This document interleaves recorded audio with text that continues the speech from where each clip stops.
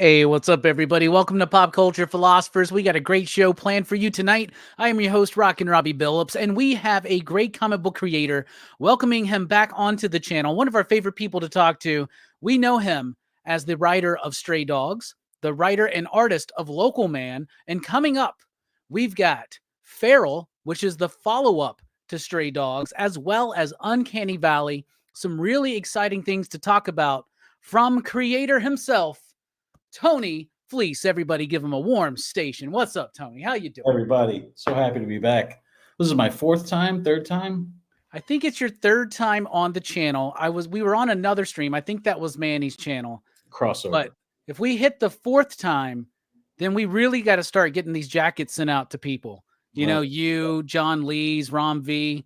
I think we owe y'all some ugly green jackets. Smoking jacket, that would be nice. With the PCP logo and everything. That would be absolutely fantastic. We had you on a few months ago. We were talking about Army of Darkness. By the way, Army of Darkness Forever is still going on, trucking along. Issue 5 is out right now. Tony, you were kind enough to send me issue 6, and it really clicks by the end of issue 6, right? That you're doing a great job on that one. You're doing a great job with everything you're doing. Local Man's coming back soon. That last issue, that was awesome. I read the Bad Girls one shot that's coming up. Oh, cool. Loved that. Thought it was great. Feral, read a few of those. Thought those were great. And I read Uncanny Valley. And dude, I'm telling you what, you were more and more impressive every time you get here to the channel. I just hope that we can keep up the pace, man. I think you can. So far, you're the only podcaster who's done the entire reading, the full syllabus. Everybody else, they go like, I read a couple of them, we talk about whatever, you really, I appreciate your dedication. I love early access. It's one of my favorite things because as a retailer and a reviewer, it helps me. Yeah. Right. And I tell people all the time, like, if I read your book once when I'm reading it in a stack of 25 books, you might get a different review than if you sent it to me earlier and I got a chance to read it a couple of times. So I don't know. I'm just saying, Anyway, let's talk about this new one coming up. Feral. FOC's on Monday, I believe. Right. You, Trish, Tone, Brad, the whole team is back again. Something different. George A. Romero meets cats, not the musical, but the animal cats, basically. Tell us a little bit about it, man. Now I'm sort of wishing we'd done them in the musical Cats Zoobly Zoo style. I feel like that would be even can't be worse than the live action one they already did, right? Yeah. Feral is our follow-up to Stray Dogs. It's the story of 3 indoor cats who get lost in the woods in the middle of a nightmarish, massive rabies outbreak. So it sort of works like zombies with cats, and it's the whole same team from Stray Dogs, and we're doing basically every time Stray Dogs zigged, we're zagging. So Stray Dogs was like a self-contained story. This is an ongoing series. So Stray Dogs was, also contained in that it all happened inside the same house. This happens everywhere. It happens all over the place. Stray Dogs had like one villain, and this one, anyone could be the villain. And obviously the big difference is Stray Dogs was about dogs, and this is about cats. Yeah. I remember seeing you at Heroes Con, and I saw you, and that was the first time I met Trish, and I was like, y'all got to be thinking about a follow-up. And you're like, it's going to be about cats. And I was like, that seems perfect. What's after that? Rabbits? Like, we're going to get through all the animal kingdom here. The book is amazing. Now, I know a lot of people, Stray Dogs hit a lot of people for good reason. I mean, it was a really solid book. I almost called it Cats. Feral is absolutely fantastic. A different book tonally, but it still, at the same time, still has that same Don Bluth kind of vibe to it. Yeah. And like you said, it's different in scope. It's different in its scale. It's also different in the artwork. There is something so textured and rich about the backgrounds this time. You want to elaborate on why that is? Yeah, we sort of moved stuff around while we were making Stray Dogs. We sort of were figuring out what our process was, and also all of us were sort of learning and getting better at what we do. And so when we were doing Stray Dogs, Tone's job was basically, at first it was layout artist, because we had, on a book that I did right before, Time Shopper, Tone had done full layouts on that. And I just gave him a script and he laid it out, and that was that. And then on Stray Dogs, it was harder for me to let go of this kind of story. So I gave him thumbnails to work off of.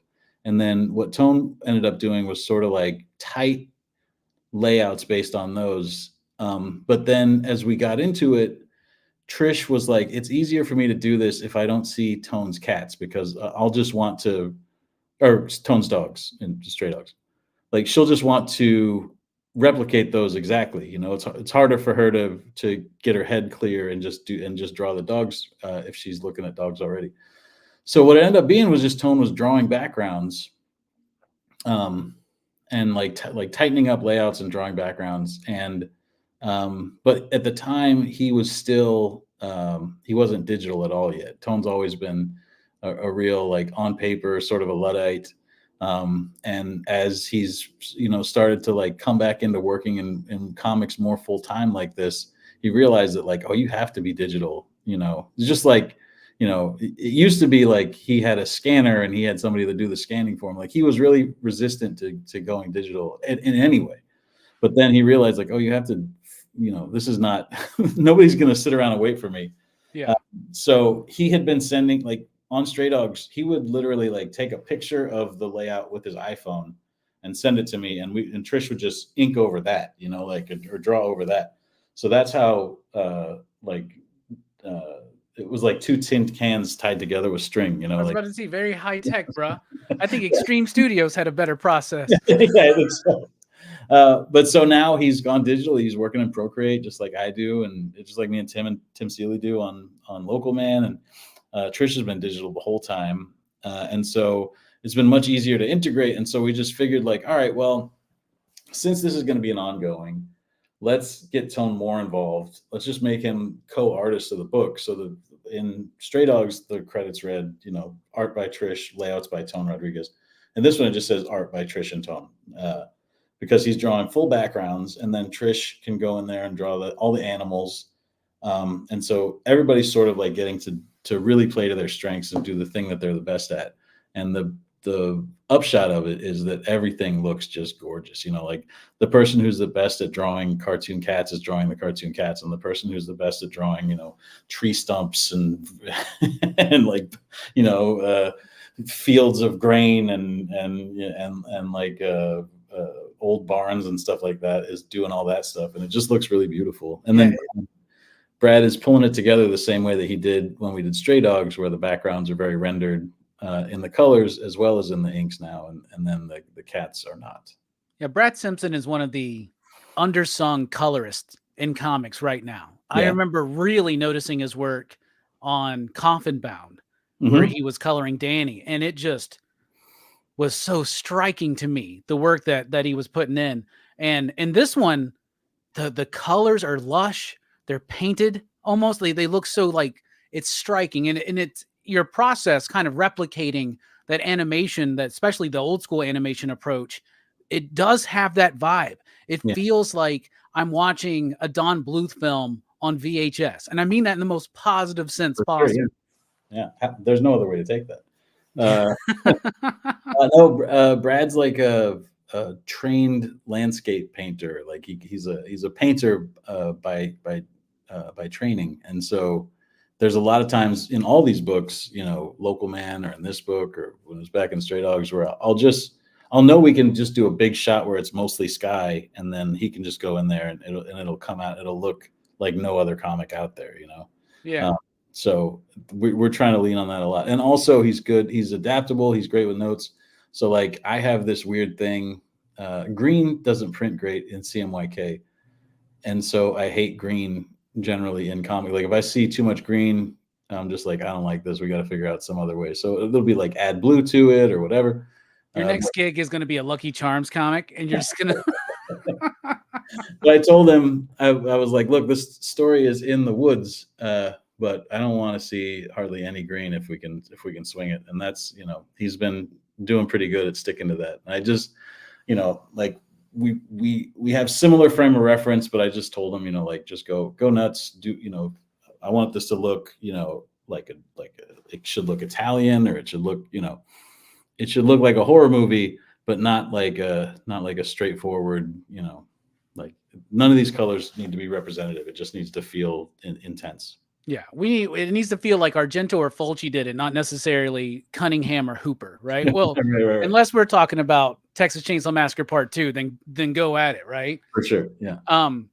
What about the okay? So this is an ongoing series, and Stray Dogs was a finite series. Yeah. Is there any difference in the way that you're writing it? Obviously, you've been doing the same thing with Local Man, but like, to you, kind of what's the difference between doing something that's like, this is a miniseries, a one and done, this is it, it's going to be on a shelf, versus something you got to try to engage people monthly if you're doing an ongoing, right?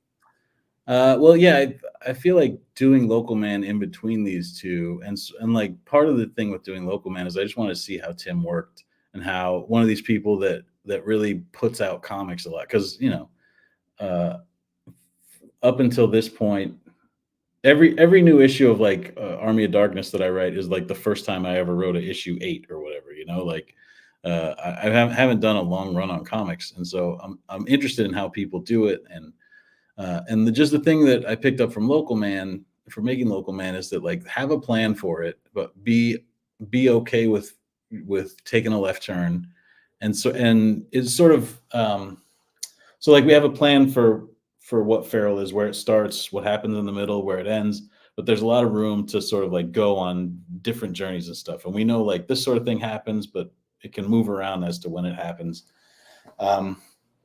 So planning out Feral is much more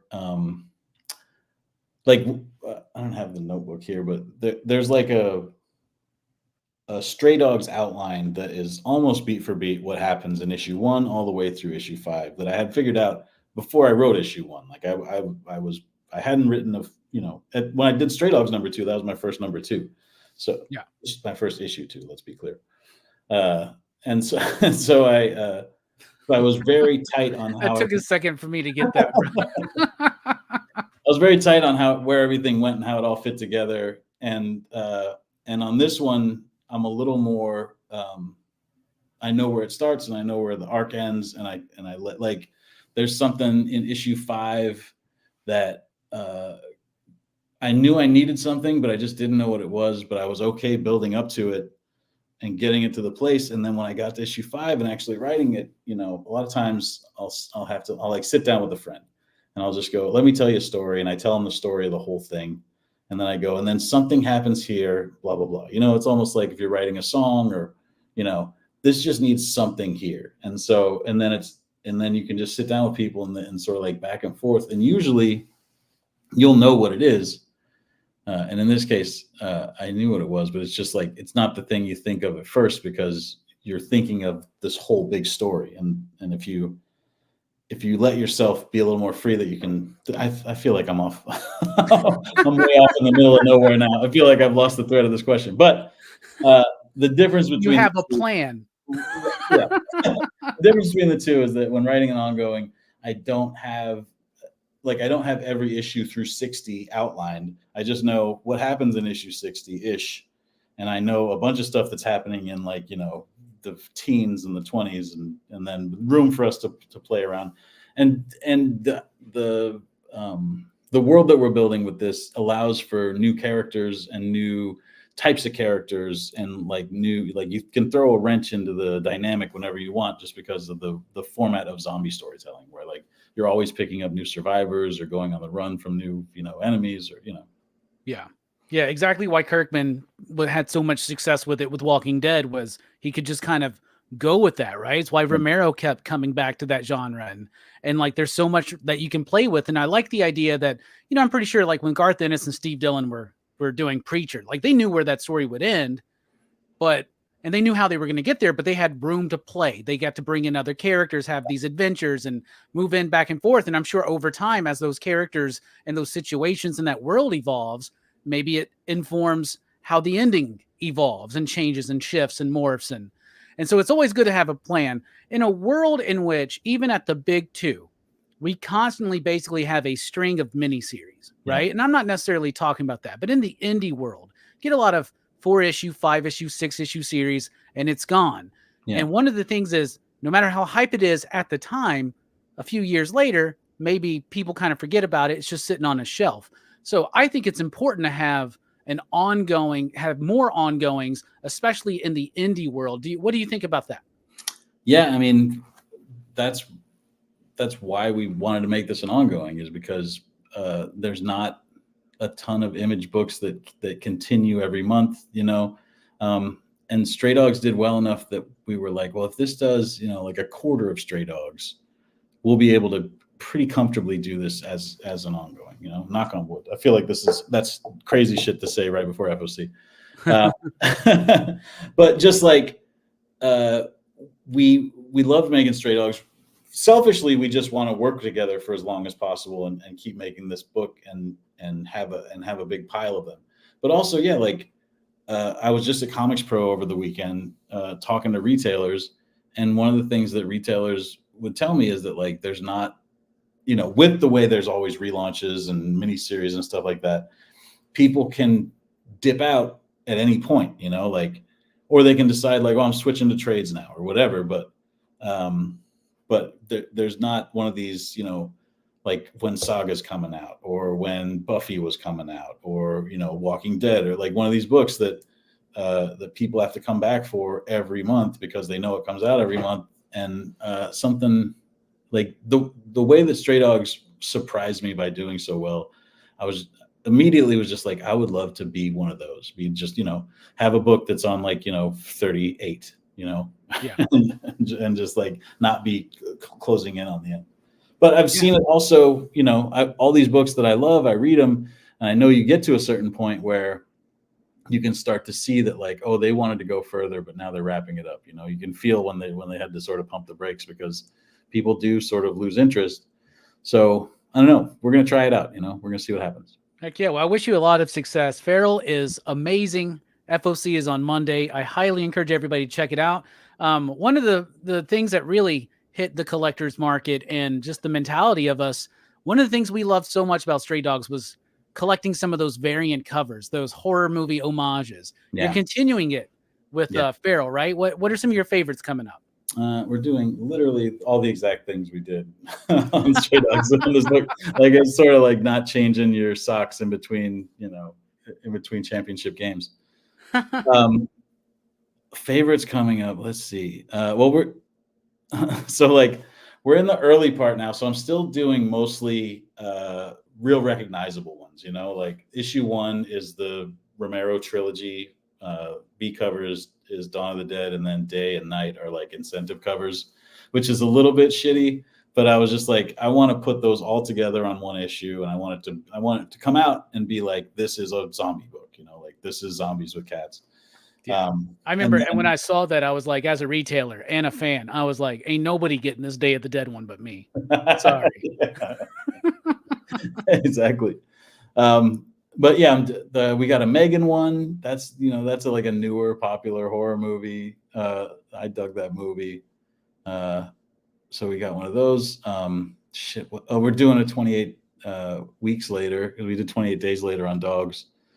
So we're trying to stick to pretty popular, but I have still, like, in my back pocket a couple of, like, these are just for me. I want to do Torso real bad. Oh, cool. Like the yellow cover with like the hacksaw hanging down into it. Yeah. And I want to do May. Lucky McKee's May is probably going to come up pretty soon. I've heard good things about that, but I haven't seen it. So you got to watch it. It's super, super good. Angela Davis is in it. Jeremy Sisto. What's the girl's name from? She was in Observe and Report. And she was in the Scary Movie movies. Anna Faris? Yeah, she's in it. Okay, cool. Great in it. Yeah, you got to watch May. Yeah, I'll have to check that out. Are you doing maybe Fulci's Zombie 2? That'd be a good one, right? It's we have this Dropbox where I just send Trish like templates that have the movie poster already in it, and then she can just draw on them. Oh, we're doing that's the next issue we're working on. Zack Snyder, Dawn of the Dead. Oh, cool. But yeah, the Zombie 2 is on the Dropbox, but it is a difficult one. So we're sort of waiting until my schedule clears up a little more, because those ones I can knock out a 28 weeks later in a day. I think I had to do like 28 weeks later and one other cover in the same day last month. So. Since this is since it's an ongoing series, I'm sure we'll eventually possibly get to Land of the Dead. And once you've hit survival, bro, you're like out of ideas. Yeah, for sure. You must love animation. Maybe it's something that you got like a nostalgia tied to it, or maybe it's just something about growing up. But I have the same thing. Like the things that I grew up with, I absolutely love and I still gravitate towards. I say that because you got another book that's coming up called Uncanny Valley. This is with Boom, right? Yes, sir. Okay, so you're working with Boom on this one. Dave Wachter is your artist on that, right? He's doing Punisher right now. Yeah, just wrapped up his run on Punisher with our friend David, which I really liked. I like his artwork, but when I read Uncanny Valley #1, I was blown away again. I was not expecting that. Like, it is beautiful. It is gorgeous, and he's coloring himself on this book, right? Right. Uncanny Valley is such a cool concept, and I can see that it seems like, and I think I've heard you say Roger Rabbit meaned a lot to you. Yeah. And it's got that vibe, but it's different. A little cool world too, as well. And like, I love that kind of thing. Why don't we have more of those kind of movies, like tunes in reality? We don't have them anymore. Maybe we do, and I just don't. Literally why I made it is because why that concept came to me is because I was just like, how come there's not just a Roger Rabbit every month? Like, why isn't that the same as like action movies or comedies, or whether it should be like, animation live action hybrid should be. And then they give us LeBron James and Space Jam, the next generation. Just give me anything. Tell us a little bit about Uncanny Valley. So Uncanny Valley is like a big, huge cartoon and real world, like live action animation hybrid story. But it's at the heart of it, it's this story about this small family. It's this boy, Oliver, who's 12 years old, and his single mom, Margaret. And it's about them just trying to figure out, like, he's trying to figure out where he fits in. Like he feels disconnected. He's young and he has a hard time making friends. They move around a lot because his mom's a traveling nurse. And so he's just like, he doesn't feel like he belongs anywhere. And he finds out in the first issue that it's possible that's because his grandfather is a cartoon character. He's basically like a Yosemite Sam. And so Oliver's been like having these weird occurrences, weird things keep happening to him, cartoony type stuff. And he doesn't know what's happening until his grandfather shows up and says basically like, come with me if you want to live. And so he has to go on the run with this cartoon character. And it's this sort of like the first arc of it's this adventure road movie with this boy and meeting all these cartoons and sort of discovering how there's a cartoon world and it sort of lives alongside of our world. So it's this big adventure thing. Dave described it over the weekend as like a Percy Jackson, but with cartoons instead of Greek gods. Like it's like a kid that learns that he has these powers, and the powers that he's discovering come from him being like having a cartoon lineage. So it's and like you said, it's just really, really beautiful. I had originally cooked it up with the idea that somebody would do the cartoons and somebody else would do the live action stuff. And I'd asked Dave about it. I said, like, hey, would you be interested in doing just the real people part of this? And he was like, that sounds boring. Like, why would I want to do that? He's like, you're doing Muppet Babies, and all you get to draw is the woman's socks and feet. Yeah, he draw Nanny. But yeah,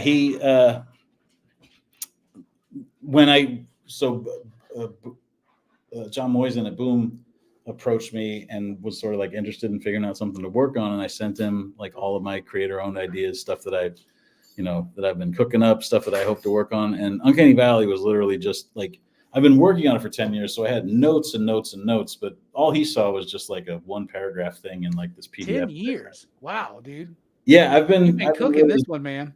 I've been really mulling this over for a long time. But he gave it the thumbs up based on this real short description. And then it wasn't until, because I was like, do you think you could hire 2 people to draw it? And they were like, no, we don't. I mean, like that sounds impossible. I don't know if he didn't want to work that hard or if it would just be expensive. But then we started going through a lot of artists, and I went back to the idea of Dave, and I was like, I bet he could just draw, but like he's a great artist. I don't know why I don't think he could, do the cartoon stuff as well as he could do the other stuff.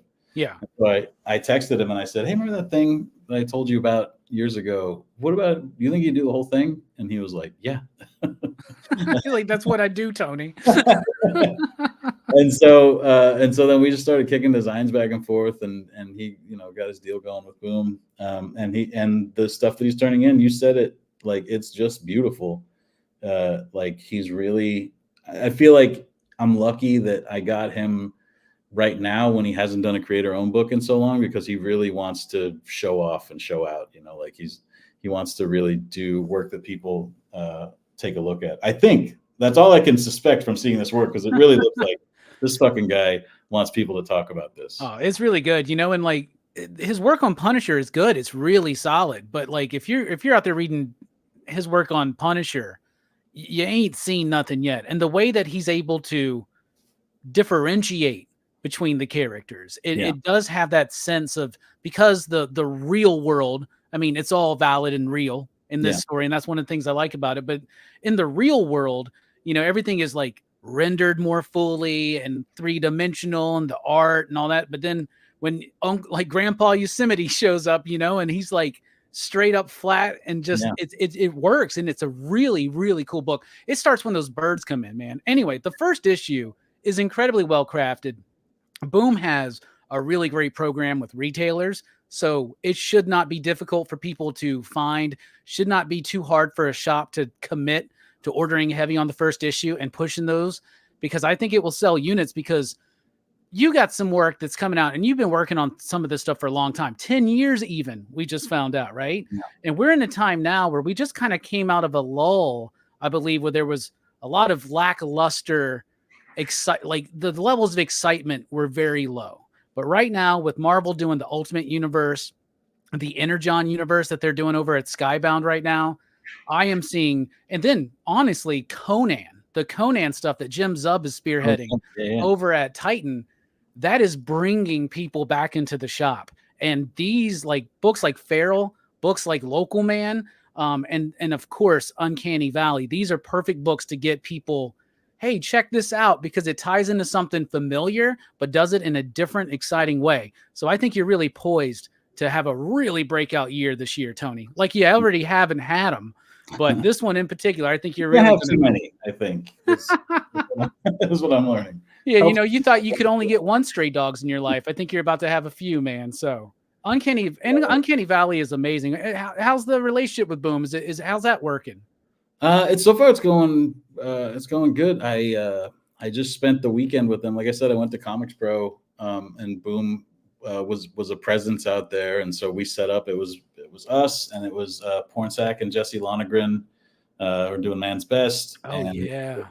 Ed Brisson has a new book, and then Amy Jo Johnson, the Pink Ranger, was out there. She's doing a book. It looks like she's doing like a old man Pink Ranger comic. Is that what it is? Yeah, basically. It's like Amy Jo Johnson's Pink Ranger has to come out of retirement. I got to do the panel with her last year at our local con. Yeah. And she was really excited to talk about that. And I got to meet Jesse at Heroes last year. We hung out at that bar, that overcrowded bar that you can't get to wait 2 hours to get a drink at. And he was a super, super cool dude. Hold on a second, gang. My dog is going apeshit here at the back door. I let him in, or he's just going to continue scratching. Hey, what's up, bud? Please do. You okay? All right, everybody, get the layout of Tony's house in case you want to break in, know where all the collectibles are. This thing. I'll keep walking. You can see this shelf setup I got going on right now. I don't know, this is non-comic related, but I still believe in physical media, of course. And so I've had these janky DVD Blu-ray shelves for the longest time. But last week I flew a buddy out here to help me like build this built-in. Floor to ceiling, man. Hell yeah, dude. It's going to be, hopefully that will contain it all. I don't know if it will, but so we're still finishing it. That's what I need, man, because I bought one of those big ones from Amazon that would cover so many. I got it within 6 months, bro. I got stacks of Blu-rays just sitting out, man. Yeah. Same. Stacks on stacks, man. I'm a big supporter of physical media too. Maybe that's part of it, just being the comic book fan that we are, like loving the physical artifact in our hand. Yes. Like when I, we always do movie nights and things like that. We got movies we're reviewing, and I go and I pull it off that shelf, and it's just such a nice ritual to do. In fact, I'm like following all these Instagram channels where they like get like 80s basements and shit like that.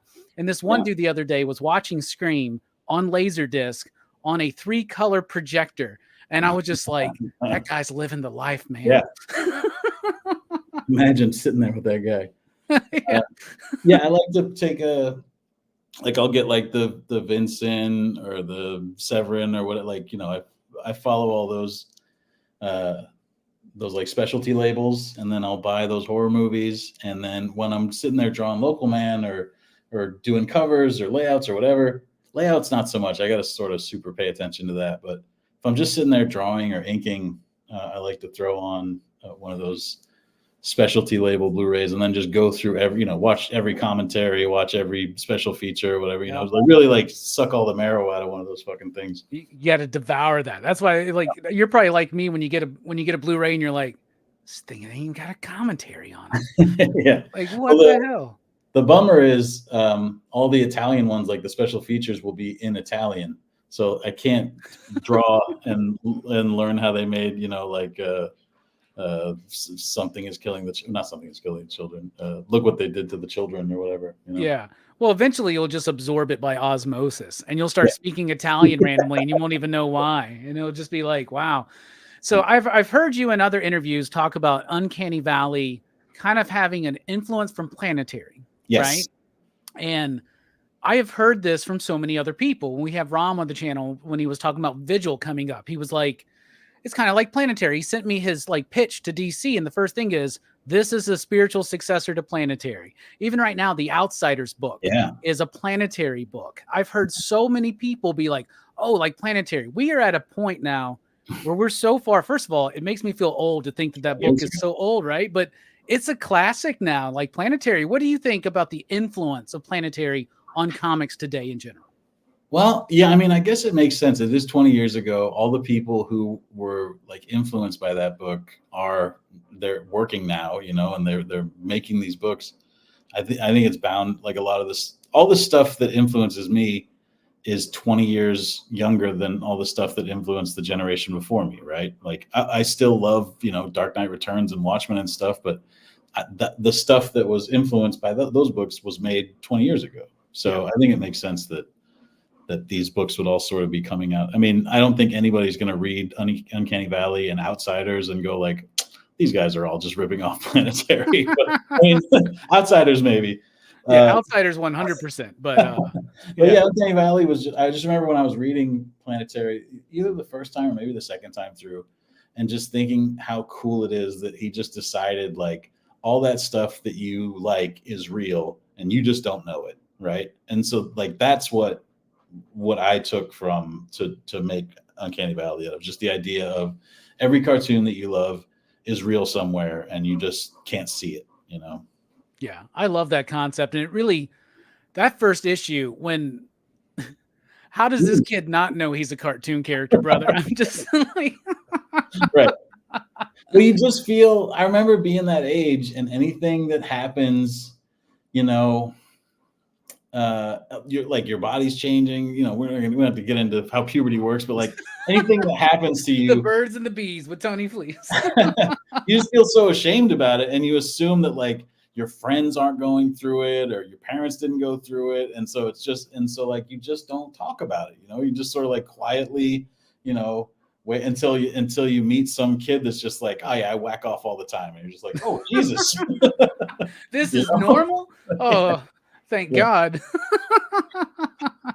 But yeah, that was how I sort of explained that away from myself, is that like this kid could, fall into holes that are shaped like himself in the ground, or bounce off the walls like a bouncy ball or whatever, and sort of and not realize what was going on, because he would just think like something's wrong with me, or this is one of those things that happens to everybody. Yeah, it's a great outward expression of something internal. Right. Yeah.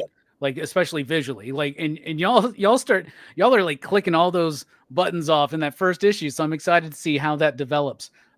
Also returning though is Local Man. I believe Bad Girls is on FOC this week. Same day, yeah. It comes Same out day. the same day as Feral, and FOC is the same day as Feral. Damn, they want you to have a busy week, man. So the last time you were here, we were talking about the Local Man Gold, right? Yeah. Well, since then, bro, look what I went and found for myself. You got it all on my brain. So I have this idea that I'm going to read all of these and do like some kind of video. I don't know if that will ever happen. The one that took me the longest, the hardest for me to find. Red, for real? One. Yeah. That was the one everybody seemed to want. And yes, I had a guy go through dollar bins for me. I have a customer who loves going through dollar bins, and I'll just be like, hey man, any deaf mates, you just pull them out because they're just in there and I'm not getting on my hands and knees going through those dollar bins. Look, you still need that pink and that green. I don't want to tell you how to live your life, but if you're doing a deaf mate. What are pink and green? What are you talking? One was from like Capital City Distributors and one was from Diamond, I think. And they were previews, but at least one of them has stuff that's not in the other books. One might be a reprint. Bruh, pink and green. Okay. Let me write that down. Well, I bet you don't have the green one. You're like, no green. Local Man is obviously tied into that 90s image nostalgia. We've talked about this before. I just had Joe Casey on the channel last week, and he's doing the same thing with Dutch and his upcoming Blood Squad 7. Yeah. So you two are like, and along with Tim, are kind of mining this. I don't want to say it was a failure to launch because Image was not a failure to launch. It was huge. But the idea of its connective tissue started withering away after a few years, right? Yeah. And it's regretful because, and I think it's one of the things that Joe says is we're as far away today from that as we were then to the start of the Silver Age. Yeah, for sure. Or the Silver Age was from the beginning of the Golden Age, right? Mm-hmm. So that is that 90s era. Like we finally hit the point, Tony, in our lives, you know, where we got to make sure that we're taking our medication because we remember the old days, the Image shared universe. And it's cool to see books like Local Man and what Joe Casey's doing, bring that back. Cause it's not something that even Todd embraces, not even Eric fully embraces over at Savage Dragon. Yeah. So I love that you're doing this. Y'all are doing it a little bit differently. He's like basically putting in placeholders for Youngblood, and you're putting someone in that world and utilizing these other characters. Like in the Bad Girls thing, I don't want to give anything away, but one of my favorite Mark Silvestri sexy creations appears, and I think that's awesome. Who I just met Mark Silvestri, by the way. What a cool dude. Good guy, yeah. That guy is so nice and gracious. Him and his wife were just so nice to me. So what do you think the importance, or not the importance, but like, how are you tapping into that, and why are you tapping into that 90s nostalgia? That's the question, really. No, I mean, it's the same thing as the last answer, right? Like the people that are my age all sort of have that, you know, either they hated those books or they loved them, but you couldn't not like notice what was going on with those books. And I happen to love them. So the same way that, you know, people that were really, you know, jazzed about Legion of Superheroes, you know, wanted to make, X-Men comics later after that, or, you know, the same way they wanted to make 1963 when Image first started, you know, like I wanted to say something about these books that meant so much to me, and also, you know, try and do something personal with it. So yeah, I mean, that's all it is. It was just at the time, it was like, nobody's ever going to do this. We should do this. And now it's like, oh, everybody does it. There's a few of these. Did you and Tim do like a lot of research where you dive back in? Maybe you go and find some old copies of Brigade and read through it and stuff like that? Yeah. It happens all the time where we'll be, hey, bud, what's up? Are you okay? It's not time for you to eat yet. You should chill. Leave me be. You want to come up here? Here. Come here. You say hi to Rockin Robbie and the gang. There we go. Aw. He's just going to bother me. Oh, is that like the Bud Light dog from back in the day?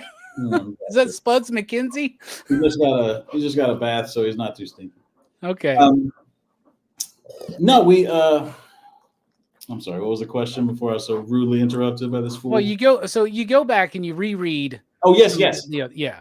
Yeah, we'll often be working on a story, and then one of us will go reread something, and we'll be like, "Oh fuck, this is what we have to do." You know, like we can use this. There's a couple big things coming up in Arc 3 that are fully tied in, but also just like, oh, that's the coolest. Like, and a lot of it is like then like Googling around, make sure nobody's done anything with it, or because they were sort of running and gunning so fast back in those days that they would just do stuff. They would just try things. And then sometimes they would just leave them sit there. Yeah. And so, you know, still using the original rules of Image Comics, that it's a shared universe, so you can dip in and use stuff if you want to, because nobody's told us not to. You know, we're just we're just waiting for somebody to be like, that's not real anymore. Not since Larry Marder worked here, you know, or whatever. But yeah, we're just using those rules and just, you know, dipping in and using little things that sort of got left behind, and trying to make it all feel important and personal. And I think this next arc, I think people are really going to dig it. It's called Lost Ones. It starts with issue 10. It has a Will Spartasio cover. Oh, nice. And we got a Tom Rainey cover, and we just got a Jerry Ordway cover with Wildstar on it. Oh, dude, Wildstar! Holy cow, man! So yeah, we got cool stuff coming up. But it's the third arc is called Lost Ones, and it is about sort of loss, and it's also about the idea of change and how comics change and how all these superhero teams sort of have changed and evolved, and the people that don't like it and the people that understand that everything's eventual anyway. And so it's fun. It's fun to be able to do something that feels like we're sort of talking, you know, the same way we're talking about comics right now. I feel like in Local Man, we're not trying to do like straight allegory all the time, but it is nice to be able to sort of like tackle some of these things that we're all talking about, thinking about. Yeah, absolutely. When I go back and I reread some of that 90s stuff, especially the early Image stuff, I get blown away sometimes by the amount of energy that's in there. And I mean, like the enthusiasm that I see on the page. You know, I obviously see deadline crunches, you know, and not necessarily deadline crunches, but like, man, deadline was like 6 months ago. I guess I got to crank this one out right now. Hey, can I get 8 of y'all to help me ink this real quick? You know, you kind of get that kind of inconsistency, but there's this vibe of enthusiasm and newness and excitement. Is there anything that surprises you when you go back and read that old stuff? It's fun to see them all sort of like, because they didn't bring writers with them, you know? So it's just sort of like they're feeling out. They didn't. That was up to Eric, right? That was up to Eric and everybody's best friend. Yeah, their childhood friends all got to be millionaires because they paid attention in English class or whatever. Yep. But yeah, it was fun to watch them sort of like all realize these same things at different points in the runs. You know, like Extreme Studios would get to doing their big type of like religious crossover. They're all super religious, but Extreme Studios would do like their big like they're our gods and they're, you know, and they're coming for us crossover. And then like a year later, you'd see Wildstorm would do it. And I don't think it was, I can't imagine that anybody was reading each other's books enough for it to be fully copying. I think it was just sort of like, this is what you get to if you're just sort of like just starting out, coming up with ideas for comics and stuff. You've been making comics and having your head in comics forever. And then all of a sudden you have to crank out a whole universe and stuff. And it's just like, so, you know, Jim Lee decides at the beginning that they should be aliens that are angels versus aliens that are demons, and then one day then Spawn is obvious, right? Yeah. And then I've been rereading Dan Panosian's Prophet. Yep. And dude, that's a super religious book. There's like Bible verses, like yes. Rob Liefeld's the writer. No. God apparently is the writer. Like half of it is from the Bible. The apostles wrote some of that, yeah. Yeah, exactly. Paul, the epistle. No, but it's interesting to see, man. 100%. I never thought about that. But even at those days, now I was raised in a Christian church, and I was really super into it. And so like when I was formulating my comic ideas in the 90s, it was the same thing. It was almost like a reverse Spawn, where it was like somebody who was being fucked over by heaven, right? Yeah. Who was their agent and trying to prevent the apocalypse and all this kind of stuff. Did you read Vortex in those days? Vortex? No. Vortex is that it's this kid who was super religious. It was from House of Heroes in Indiana, which is the same place that published Creed and Cyberfrog. So it's like where Eat the Man Skyver comes from. Oh, okay.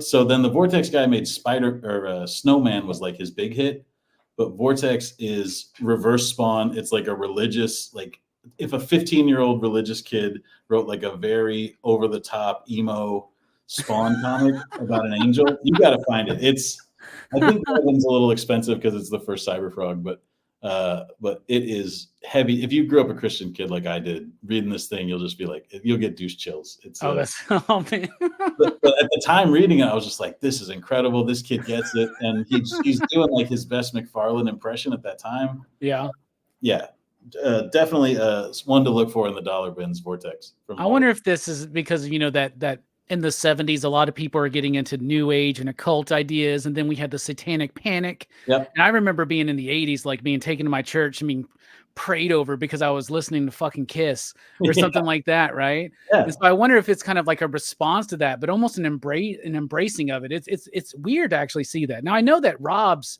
dad and grandfather, I think, were pastors. Yeah, right. So that influence is surely there, but he draws some sex. His angel was the sexiest angel in comics in the 90s, man. For sure. I mean, and all those guys sort of like grew up in America in that same time where, like, even if your family wasn't super religious, like you couldn't escape religion. Like it's just everywhere, Yeah.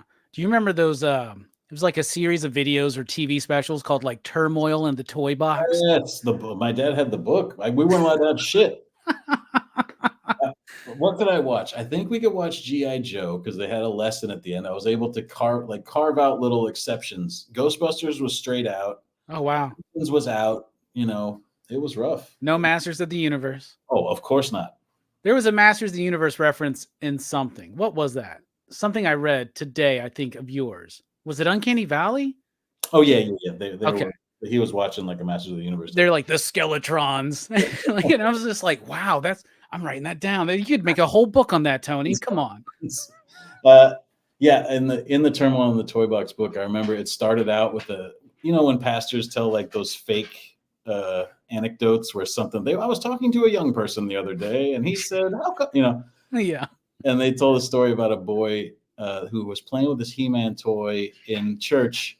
And then the pastor said that God was the master of the universe. And the boy stood up and said, God's not the master of the universe. He-Man is. And he started running up and down the aisles with his He-Man toy, screaming, He-Man is the master of the universe, not God. And I'm like, I can't.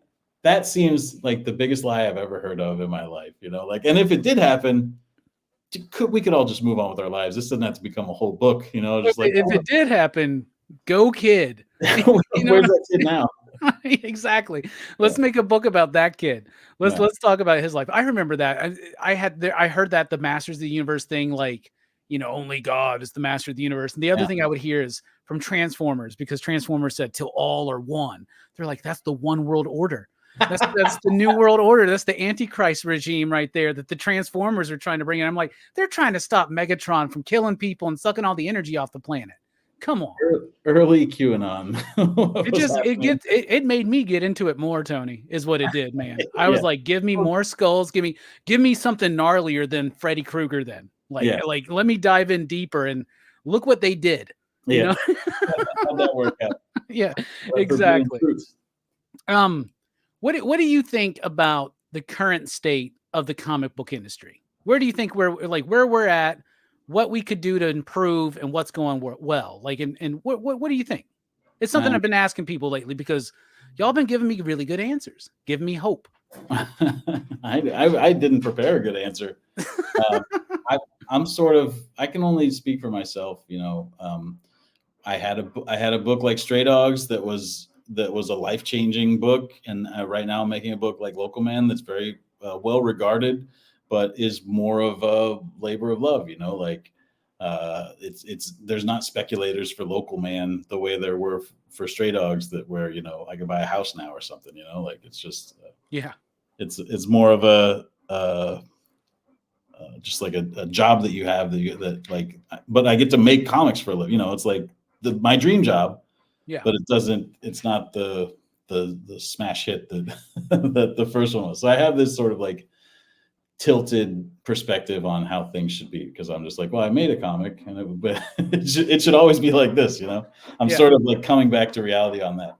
but I don't, I'm launching all these new books, and I talked to retailers at that conference this weekend, and they're all sort of pragmatic. They're like, look, it's rough. We don't know what's going to happen. We don't know if it's going to get rougher before it gets easier. And it's, we watch local man numbers fall apart from issue to issue. It'll seem like it's leveled out, and then it'll just fall off a cliff. And so we're just like, I don't know what this is. I don't know how to, it definitely doesn't have anything to do with the quality of the book. It's just based on people's reading habits. People, food is expensive, gas is expensive. So I don't know. I think this is more doom and gloom than I feel like I should bring to a please go order my books on FOC.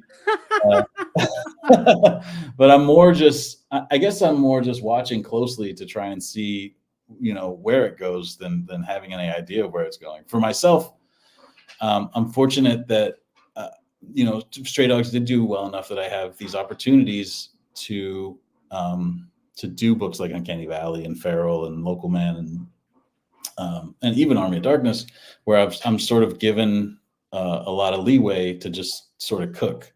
And for me, I think that's been good. Like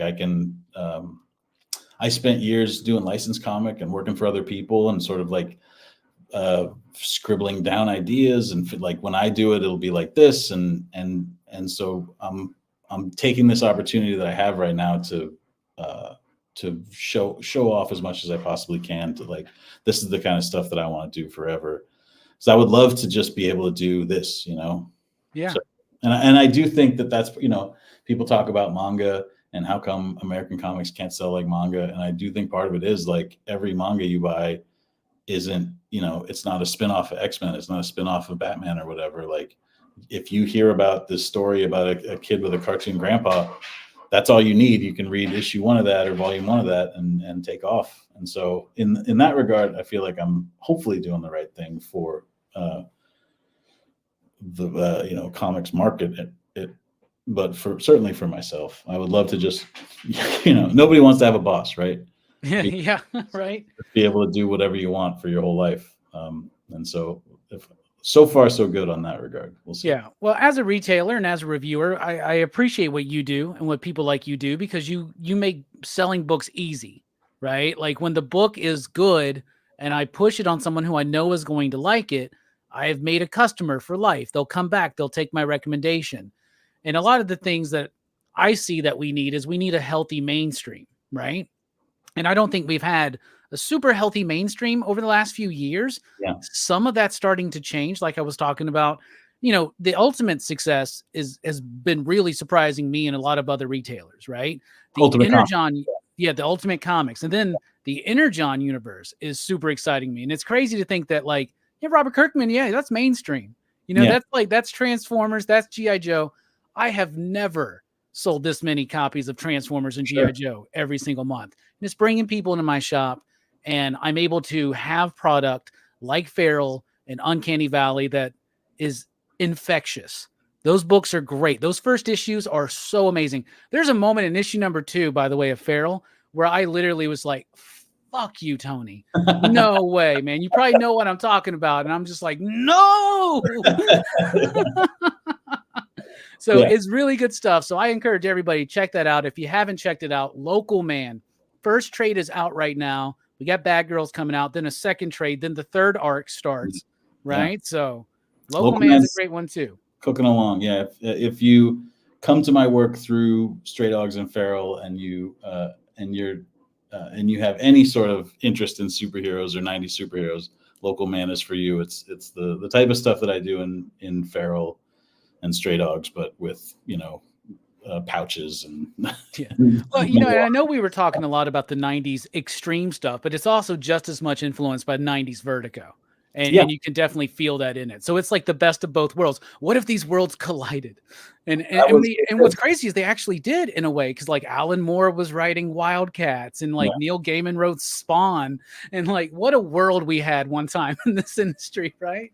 There's so much Alan Moore work, and the bummer of like Wildstorm having all the rights to, there's like Wildcat Spawn, right? Written by Alan Moore, and you can't I don't know if there's a profit to reprinting that book, but I feel like, somebody could make the Image Comics works of Alan Moore, like, a custom bound book, and it would be, I mean, Supreme by itself I have a custom bound version of that. That's a masterpiece. It's like some of the best superhero comics ever made.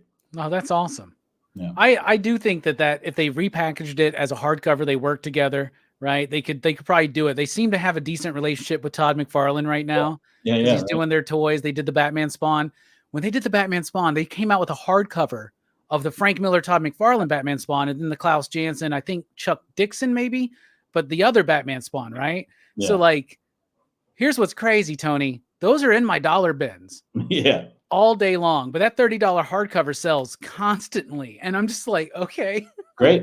I was all about it when I heard they were making a hardcover, until I saw that it included that Chuck Dixon Klaus one. I love Klaus, but that's not what I want from my Spawn Batman. I want Frank Miller, Todd McFarlane Spawn. Yeah, the Frank Miller, Todd McFarlane one was the better one. I remember feeling the need, because I was like, it's canon. Because you're reading Spawn, all of a sudden he's got we call it the shoelace head, right? Yeah. You're like, where did that come from? It came from Batman, yo. He threw a batarang right in that motherfucker.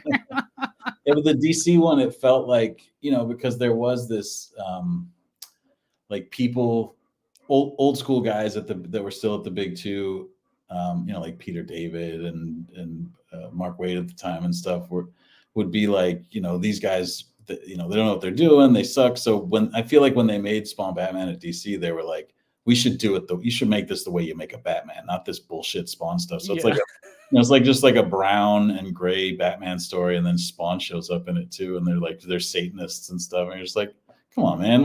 Have you seen Spawn? It's awesome. You shouldn't have any trouble making an awesome looking comic, with Spawn in it. They do it every month.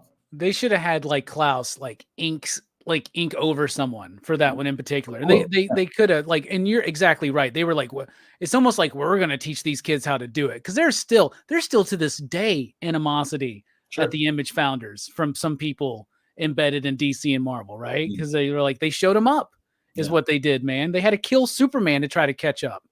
That's what they had to do. All right. Lots of great stuff coming up from you. I'm going to be checking out Vortex. I'm going to have to look that one up. Matthew Martin is the guy's name. Also, if you're a fallen, if you've backslid like you and I have, watching the progression of Matthew Martin from Vortex into Snowman, where it just gets straight like gory and pornographic. You're just like, this kid really lost his religion. What he read Faust is what he did, right? he got influenced by some Tim Vigil. Yeah. I was able to get that hardcover that's like super expensive right now. And I'm like, no, y'all need to put this back in print. Like, you just print money. Come on, y'all, just do it. We need more of that stuff.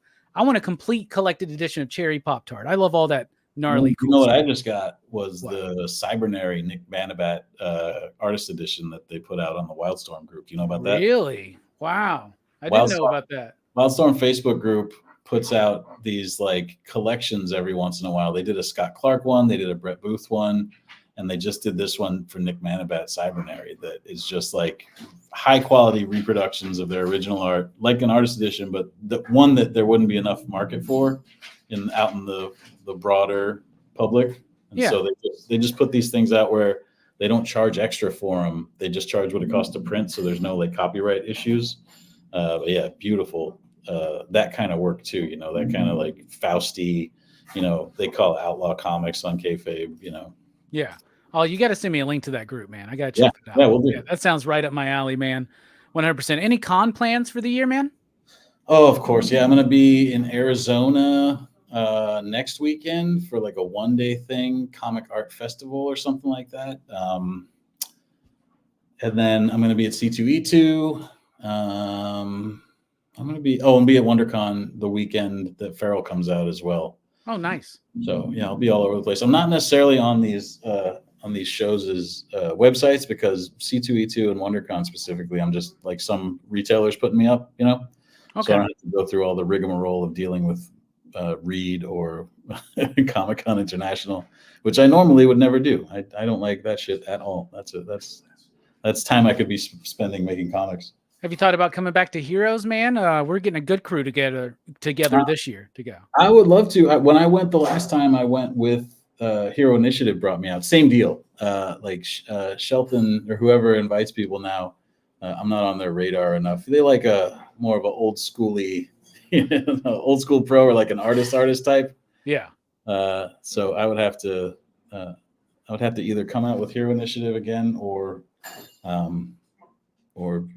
get on somebody's radar. Yeah, I got to get involved in that, man. I'm telling you what, man. I was talking to Ron V. He goes, "Yeah, if they invited me, I would love." And I'm like, "Wait, yeah, get Rom up there, get Tony up there, like bring him back, right?" It's like editorial. You're just waiting for your guys to get in the right positions. You know, like I was talking to a friend about Planet Comic Con, and I was like, "Yeah, I used to go. They don't give a shit about me now." And he was like, "All right, I'm gonna have to get on this board over there."